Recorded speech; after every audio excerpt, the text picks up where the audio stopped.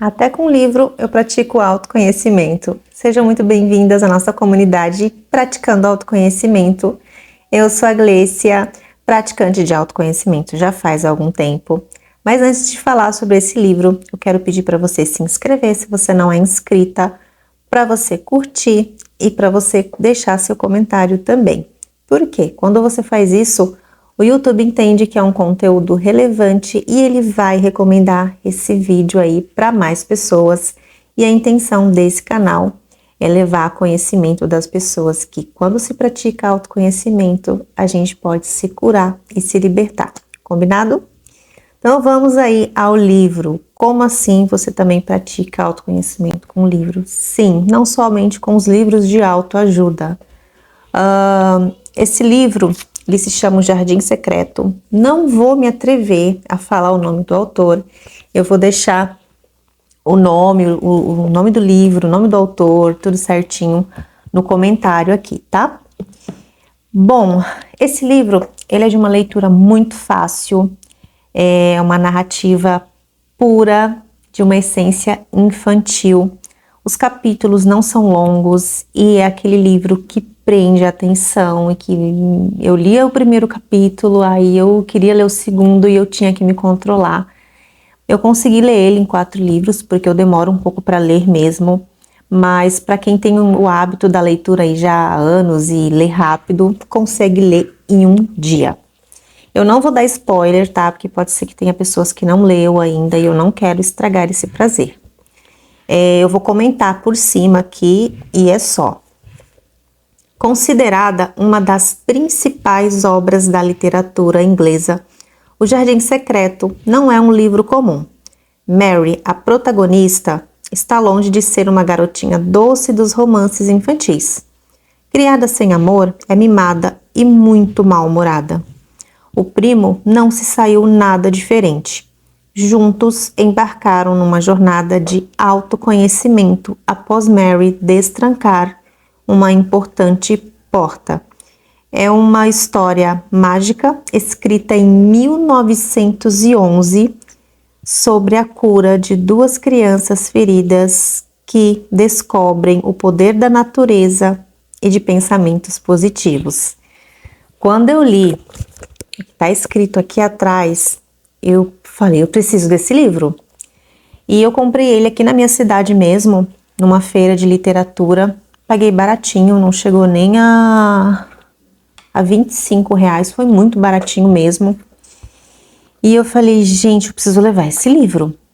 Eu ainda demorei um pouco para poder ler ele, mas quando eu comecei a ler, não parei mais e tive que me conter, como eu falei. É um livro que tem magia nas palavras, a narrativa ela é pura de uma essência infantil.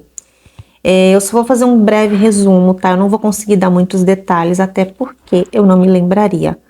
Mas conta sobre a história de uma menina que morava na Índia, se eu não me engano, e essa menina ela foi criada até os seus 10 anos aí pelos criados, pelos empregados. Era uma família muito rica.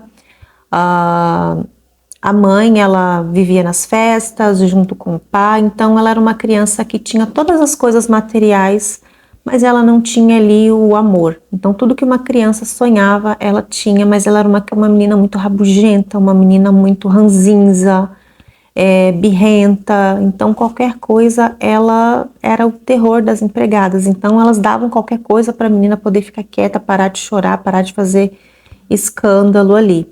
Até que aconteceu uma cólera, uma doença muito grave que acabou ela se alastrando pela cidade de onde elas moravam e chegou até o palácio que eles moravam e veio a todos do palácio aí a falecerem por conta dessa doença e só ela sobreviveu. Foi a única sobrevivente, ela ficou sozinha, sem pai, sem mãe, sem ninguém. Mandaram essa menina para morar com um tio que também morava aí num castelo muito grande, com muitos quartos e com muitos jardins. E os empregados, né, da casa do tio dela, pegou e falou assim, olha, você pode brincar, vai respirar um ar puro, você pode entrar em todos os jardins, mas só tem um que é fechado, que nunca foi encontrada essa chave, o dono do castelo não queria que ninguém entrasse lá, então ele enterrou a chave. Até que essa menina tem a ajuda de um passarinho, que ela consegue encontrar essa chave, e aí começa aí a história. Até que numa noite ela encontra aí escuta choro de uma outra criança, que ela descobre que tem um primo. Esse primo tem uma história muito parecida com a dela, de rejeição. A mãe dele veio a falecer no parto e acabou deixando o menino, e o pai não é que ele rejeitou, digamos assim, mas ele via a imagem da mãe no rosto do menino, os traços eram idênticos, então para ele não ter que lembrar da mulher, ele preferia viver viajando em tristeza profunda e uma depressão, então ele deixou o menino no castelo e foi viajar e deixou aos cuidados dos empregados. E aí a história vai, gente. Mas vamos aí ao que eu aprendi com essa leitura desse livro. A primeira coisa foi que a alegria, ela influencia muito a nossa vida e a nossa saúde. Alguns personagens mudaram depois que eles encontraram essa certa alegria. A mudança de perspectiva de vida, a mudança na saúde, no comportamento. E no livro, um dos personagens, ele usa a palavra magia, mas só que na verdade ele só estava entrando em contato com essa alegria que trouxe essa vitalidade, essa vontade de viver aí. E a segunda coisa que me fez dar uma repensada, que me tocou ali um pouquinho, foi o amor.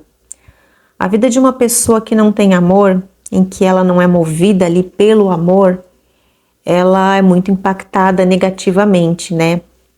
Isso deixa essa pessoa aí, as pessoas de modo geral sem amor, muito amargurada.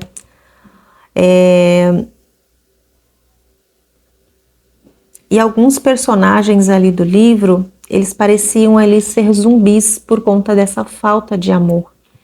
Então eu fico pensando, né, o amor ele nos move sim. Se a gente não tem um amor ali pela profissão, um amor pelas coisas que a gente faz, a gente apenas vai vegetar, a gente não vai viver. E esse livro deixa muito bem claro isso, que quando o amor ele entra na vida desses personagens, eles se transformam aí de dentro para fora. É uma vitalidade que essas crianças recebem, que a vida delas são transformadas ali com o passar das estações. E a terceira coisa que me fez pensar e entender e, digamos que a socorrer a minha criança interior, foi a pureza e a inocência que é retratada aqui nesse livro. Eu percebi urgentemente que a minha criança interior ela precisava ser curada também, porque no livro é retratado que são realmente crianças ali que tiveram todas as coisas materiais, tiveram tudo, mas não tiveram o amor. E eu cheguei à conclusão de que eu precisava ir acolher a minha criança interior, e é o que eu tenho feito nos últimos dias, desde que eu desde que eu li esse livro. Então, esse livro me tocou muito mesmo, sabe? E a quarta coisa que eu aprendi, que eu entendi, foi que a magia das palavras. Aquilo que a gente profere, independente da crença, ou do que você acredita, o que eu falo vai voltar para mim. E tem um trecho do livro que um dos personagens, ele dizia que ele queria, que todos os dias ele queria morrer. Então esse personagem era muito, mas muito, muito, muito doente mesmo. Fizeram ele acreditar que ele tinha pouco tempo de vida, fizeram acreditar que ao acordar ele podia morrer. Então ele ficou acamado, ele não andava, ele era corcunda. Então ele mesmo, de tanto que ele ouviu, ele começou a falar que ele ia morrer, que ele era feio, que ele era horrível, que se ele tivesse contato com o sol, ele ia morrer. Então ele ficava trancado num quarto com as janelas fechadas. Então se alguém se atrevesse a abrir as janelas do quarto por acidente, ele achava que ele ia morrer. E isso mudou porque a alegria, o amor entrou na vida dele ali. Então conforme ele foi falando boas palavras para ele mesmo, né, não se autodepreciando, ele começou a ver se curar aí de dentro para fora. Então, sim, as palavras que a gente usa têm muito poder na nossa vida. Isso me fez repensar quantas vezes eu me autodepreciei, quantas vezes eu falei coisas feias para mim, quantas vezes eu pensei coisas feias de mim. Então, desde que eu li esse livro, eu sempre falo muitas palavras boas para mim. Não que eu vivesse fazendo isso na minha vida, não, mas esse livro, gente, por ser de uma essência infantil, ele me tocou de uma maneira assim tão incrível, foi uma leitura assim tão poderosa que eu falei, cara, são crianças no livro ali. E olha quanto entendimento, olha quantas coisas boas passaram para mim. Então esse livro realmente é aquele livro que quando se lê, ele deixa um quentinho no coração. É uma leitura muito gostosa, uma leitura prazerosa. E eu aprendi muita coisa com esse livro. E eu estou tratando minha criança interior. Bom, gente, é sobre isso que eu queria falar aqui com vocês, que com os livros também a gente consegue mergulhar no autoconhecimento, consegue trazer coisas boas para nossa vida, fazer com que a gente reflita, né? Porque autoconhecimento é refletir. Então eu trouxe isso para minha vida com os trechos desses livros, com essa história fantástica, essa história maravilhosa. E não é somente com livro de autoajuda. Então, com qualquer livro ali, com a sua essência, a gente pode praticar o autoconhecimento. Então é isso que eu queria compartilhar aqui com vocês e a gente se vê então nos próximos vídeos e tchau!